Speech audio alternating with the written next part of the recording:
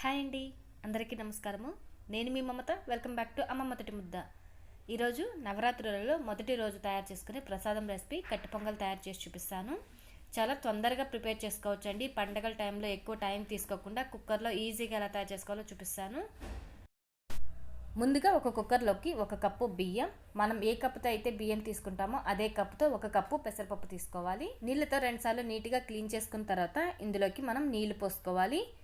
బియ్యం పప్పు ఏ కప్పుతో అయితే తీసుకున్నామో అదే కప్పుతో 7 కప్పుల నీళ్లు పోసుకోవాలి. అంటే ఇక్కడ తీసుకున్నది 1 కప్పు బియ్యం, 1 కప్పు పెసరపప్పు తీసుకున్నాను. అంటే మొత్తంగా 2 కప్పులు తీసుకున్నానండి.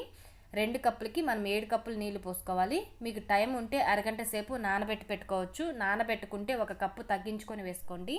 ఇప్పుడు ఇందులోకి 1 టీ స్పూన్ జీలకర్ర, 10-15 మిరియాలు, 1/2 టీ స్పూన్ పసుపు, టేస్ట్కి సరిపడా సాల్ట్ వేసుకొని మూత పెట్టి మంటని మీడియం ఫ్లేమ్లోకి అడ్జస్ట్ చేసుకొని 3 విజిల్స్ వచ్చేంత వరకు ఉడికించుకోవాలి.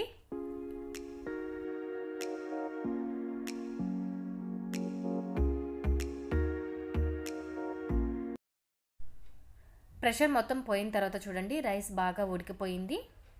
ఇప్పుడు దీన్ని పక్కన పెట్టేసుకొని స్టవ్ మీద కడాయి పెట్టుకొని అందులోకి 2 టీ స్పూన్ల నెయ్యి, 2 టీ స్పూన్ల ఆయిల్ వేసుకొని హీట్ చేసుకోవాలి. ఇందులోకి 1/2 టీ స్పూన్ ఆవాలు, 1/2 టీ స్పూన్ జీలకర్ర, 1 టీ స్పూన్ పచ్చిశనగపప్పు, 10 లేక 12 జీడిపప్పు పలుకులు. పప్పులన్నీ కొద్దిగా కలర్ మారేంత వరకు ఫ్రై చేసుకున్న తర్వాత ఇప్పుడు ఇందులోకి 4-5 పచ్చిమిర్చి చీలికలు, 1 టీ స్పూన్ అల్లం తరుగు, కరివేపాకు కొద్దిగా, ఇంగువ 1/2 టీ స్పూన్, ఇవన్నీ వేసుకుని ఫ్రై చేసుకున్న తర్వాత జస్ట్ ఒక 30 సెకండ్స్ ఫ్రై చేసుకోండి, సరిపోతుంది. దించే ముందుగా 1/2 టీ స్పూన్ మిరియాల పొడి వేసుకొని ఒక్కసారి కలిపేసుకొని అందులోకి మనం ముందుగా ఉడికించి పెట్టుకున్న రైస్ని వేసుకోవాలి. పప్పు వేసుకున్న తర్వాత ఒకసారి కన్సిస్టెన్సీని చెక్ చేసుకొని గట్టిగా అనిపిస్తే 1/2 కప్పు నీళ్ళని బాగా మరిగించి ఉడుకుతున్న పొంగల్లో పోసుకోవాలి.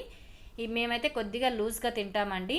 చూస్తున్నారు కదా, కన్సిస్టెన్సీ కొంతమందికి అయితే ఈ విధంగా సరిపోతుంది. నేనైతే ఇందులోకి 1/2 కప్పు నీళ్ళని బాగా మరిగించి ఉడుకుతున్న పొంగల్లో పోసాను. చూడడానికి ఇప్పుడు కొద్దిగా లూజ్గా ఉన్నా చల్లారిపోతే మరీ థిక్గా అయిపోతుంది, అంటే గట్టిగా అయిపోతుంది. అందుకని కన్సిస్టెన్సీకి తగ్గట్టుగా కొద్దిగా వాటర్ అనేది యాడ్ చేసుకోవాలి. వాటర్ పోసుకున్న తర్వాత ఒకసారి బాగా కలుపుకొని మరొక 2 నిమిషాల పాటు ఉడికించుకోవాలి. మంటని లో ఫ్లేమ్లో పెట్టుకొని ఉడికించుకోవాలి. 2 నిమిషాల తర్వాత సర్వ్ చేసేసుకోవడమే అండి. బియ్యం నానబెట్టకుండా పండగల టైంలో చాలా ఈజీగా క్విక్గా ప్రిపేర్ చేసుకోవచ్చు.